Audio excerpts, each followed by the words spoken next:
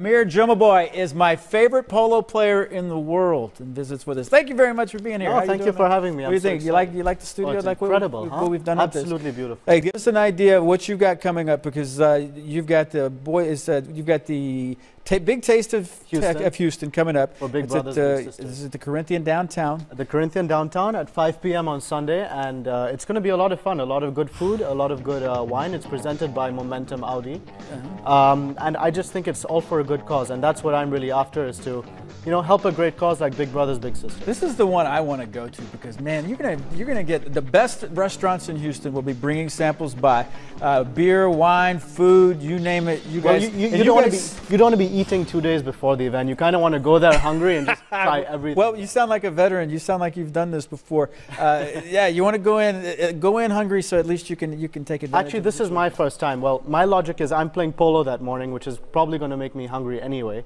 and I'm just going to show up and eat. Okay, let's talk about polo, because I actually have been to the matches at the Houston Polo Club out at Memorial Park. You were born in Singapore. You played all over the world. Give us an idea how you got into this. Well, polo in my family is a generational thing. So I'm actually the third generation that's played. My dad plays, my grandfather played, my brother plays. So it's very much in the family. My mom comes to watch my sisters ride. So we're a very horsey family.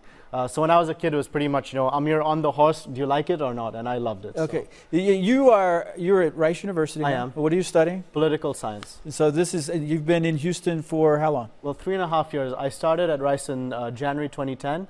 And it's the last week of classes, which is so what do you have time to come here on the show with me? You don't need to be studying or things like that? Hey, you're an important guy. Oh, yeah, I don't know about that. You guys have done a lot. You've played all over the world: Argentina, Malaysia, Pakistan, basically Australia, Singapore. So you've played everywhere. You were born in Singapore, but give us an idea of what the game is like, the popularity in other parts of the world. Well, that's something that I want to do. Is I want to raise the profile of polo and make polo, you know, one of the most popular sports that it can be.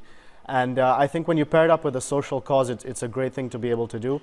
Polo is growing in popularity worldwide, and I really do believe that with, you know, more polo players getting involved, we can really make it something mainstream. And the wonderful thing that I took away from it, it's thought of as a bit of an elitist sport, and I say this from a standpoint of there's nothing wrong with that if you use it for a good cause, because you guys have done a lot of work, Texas Children's Cancer Research, you've done a lot of work for a lot of charitable organizations. Yes, you know, people think that polo is this elitist sport, and that's a perception I want to change, you know, because in the morning we're very grungy when we go riding, and the gloss of it is really on the event day itself, but the work that goes on behind the scenes is immense, and it's not so pretty.